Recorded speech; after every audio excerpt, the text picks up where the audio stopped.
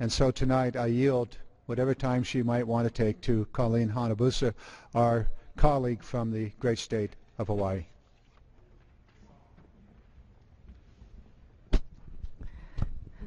Thank you very much to the gentleman from California. Mr. Speaker, I rise today to honor an extraordinary person who has shaped and defined what my home state, Hawaii, is today. A state which is unique and as special as the person I honor. The person I rise to honor is Daniel K. Inouye, a person who cannot be described by a single adjective, a person whose accomplishments would cause you to pause and ask, is this one person? Is this one man? A person who was awarded the greatest honor anyone who serves in the military can achieve, the Congressional Medal of Honor. But it was an honor about 55 years late from a country that questioned his loyalty due to the fact that he was an American of Japanese ancestry. A person who could not get a haircut after being severely wounded and given his arm in battle because he looked like the enemy.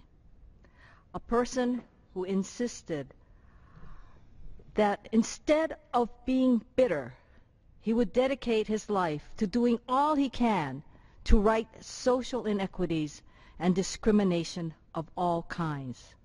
To do this, he became part of the democratic revolution that took control of Hawaii's territorial legislature.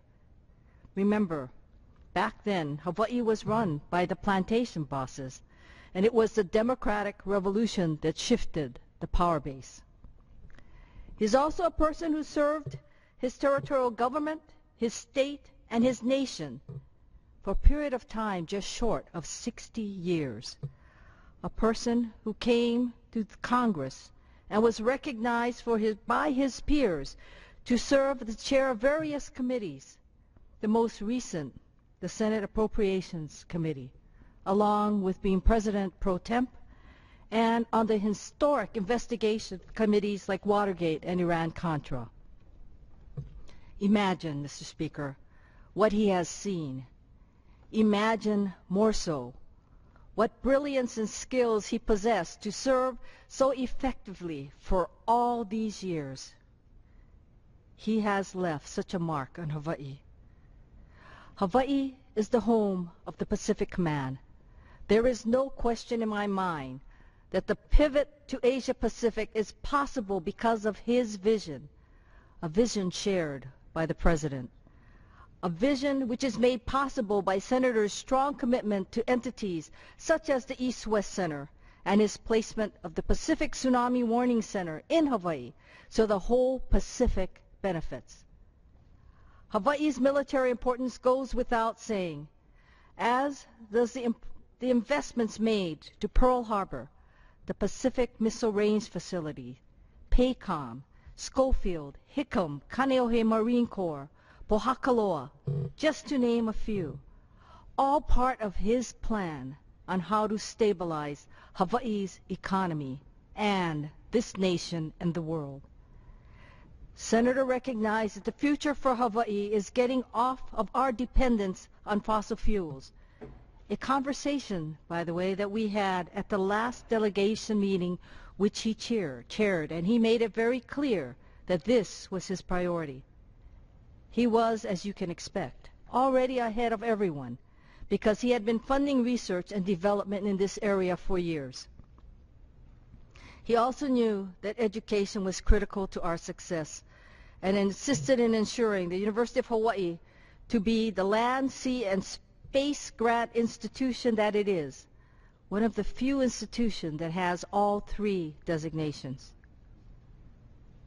But the person I will miss the most is the man who always said, "Just call me Dan," to whomever he met. It didn't matter who it was. It was "just call me Dan." The person who shared stories about the values he was raised with, which I think was his way of giving us a glimpse of what he was made of. At his 88th birthday party, 88 is a very significant birthday, especially among the Japanese community, He shared the story of his father and a carp. Yes, the fish carp. His father told him, "Be like a carp, fighting as hard as you can as the carp did. But when it was time to die, you died with dignity." Senator did exactly that. But then you would expect nothing less from the person which no one word can describe. A person who did not want buildings named after him. He just wanted to be remembered as someone who represented the people of Hawaii honestly and to the best of his abilities. And when asked for his assessment of how he did, he just basically says, "I think I did okay." Senator, if what you did is just okay, the rest of us are failing, because not one of us can measure up to your standard of okay. Mr. Speaker, you have no idea how we in Hawaii are so anxious because we do not know how to make up for our loss. We will not have him, Senator Inouye, to rely upon to make things okay. Senator said aloha as his last words. We can only say aloha and mahalo to you, Senator, and to Irene, Kenny, and Maggie for sharing you with us. Thank you, Mr. Speaker. I yield back the balance of my time.